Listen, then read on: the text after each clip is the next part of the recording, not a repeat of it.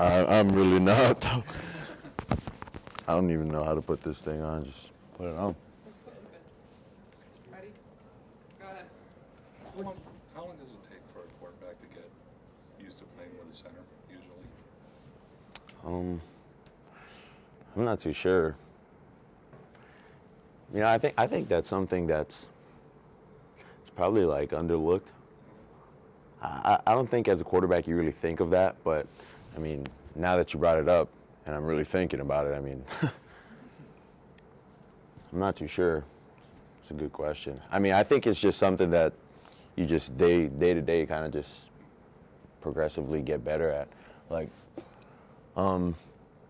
there's this thing I do. Like if we're, let's say we're doing the cadence is on two, so like ready set hut, like the top of my hand, the pressure would tell, like would be an indicator to like the center that the ball is about to, like you should snap the ball, like get ready to snap the ball.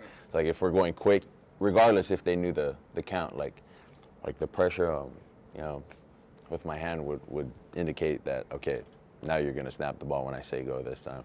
So it's like getting reps with them and then kind of telling them, this is what I want, I guess you go from there. It's a little bit easier when you're in shotgun. Oh yeah, it's a lot easier. I'd say just clapping, but maybe not cadence-wise, because you can't indicate, to the center that, this is, like this is on two. Like everyone just got to know that it's on two or whatever the count is. Especially on the road, though, how difficult can that be? When not that you're not used to somebody, but obviously not having that familiarity that you may have had with some other center or whatever. Well, I mean, on the road, we're not under center too much, so we start off with the clap, but then we also have a mix-up of cadences as well. So, if it does get too loud, which it probably will, then we'll end up adjusting accordingly from there. You've only had one ranked opponent away. It was LSU last year. What did you learn from that game and playing in that kind of environment against a good team? Well, I've had experience going to a place like Texas A&M, and then prior to the LSU game, we played at Tennessee, and Tennessee was actually pretty loud. So I mean, you kind of get a good gauge, throughout the course from my freshman year not being able to play, and then my sophomore being able to play in environments like that. And then, I mean, I feel like, you kind of seen it all, so it's just, you just got to adjust on the fly, usually in environments like this.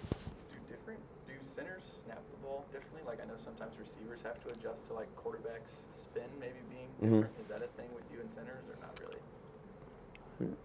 Not really. I haven't really met, like a snapper that probably snaps left-handed. That'd probably be different for me. But I've never had that encounter before. So. As a mobile quarterback, you're able to do a little bit of both, and you can put a lot of pressure on DBs and then also the linebackers. When you're reading the play, like you're scrambling out of the pocket and reading the play, when are you kind of making that decision to tuck it and run? Do you see like DBs in that no man's land where they're in between the coverage and you can run? Do you see that and try to exploit that? Well, usually it's if you see, I guess, an open lane. But when they're running two men on defense, it's really hard for the defense to stop you, especially because they have no one, spying. They're trying to get pressure on you, and they're playing man in the back. Two high safeties are dropping out. I mean, if you vacate that entire middle, having crossing routes, everybody crossing, clearing it out, I mean, it's hard. You can't really do anything. If you're a DC or if you're a player, you just hope that you get enough pressure and your guys get to the quarterback at that time. But I mean, it's really based off of feel. It's really all it is. Do you get to know Kellen Mond much from the quarterback circuit? He said what? Do you know him well from quarterback stuff? I mean, a decent amount. Wasn't as close with him when we were at a lot of the quarterback camps that we went to in high school. But I mean, I see him, I know him. We say hello, but That's What's pretty his much game like? all it is. Shoot, I mean, Kellen Mond can do a lot. I mean, he can throw the ball, obviously, but I think he's just as dangerous with his feet. I mean, the kid is fast. You know, his ability to extend plays. You know, and I think as a defense, that's what's the hardest thing, is when you have the ability to extend plays, extend drives, keep the defense on the field, keep their opposing offense off the field. I mean, you wear out the defense. I mean, if they're on the field for a certain amount of time, you know, I mean, it makes it hard for the DC, and it makes it hard for the players because, I mean, for us, we don't have that much guys. You know, we don't have the, well, what do you say, I don't know. Depth. Yeah, we don't have the depth, you know, to I mean, sustain and play. So as an offense, we got to be able to go out there and, I mean, we got to be able to sustain drives, you know, to keep our defense off the field, get them some rest, you know, and try to wear their defense out.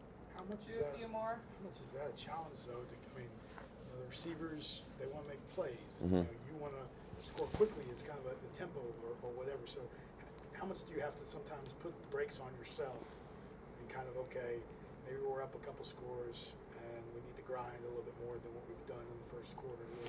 Well, our mindset offensively never changes, but it's what Coach Saban, you know, kind of once Coach Saban steps in and says, okay, you know, we need to slow down the tempo, then we kind of understand what, you know, he's asking of us, you know. So that's when we end up running the ball, maybe first, second down, then, you know, third down's really important. We really got to, you know, hope to extend that drive in that way, and then, you know, once we get another first down, then, you know, you kind of do the same thing. And I mean, an 8-play drive is you know, what would be more reasonable for Coach Saban, you know, with us on the field.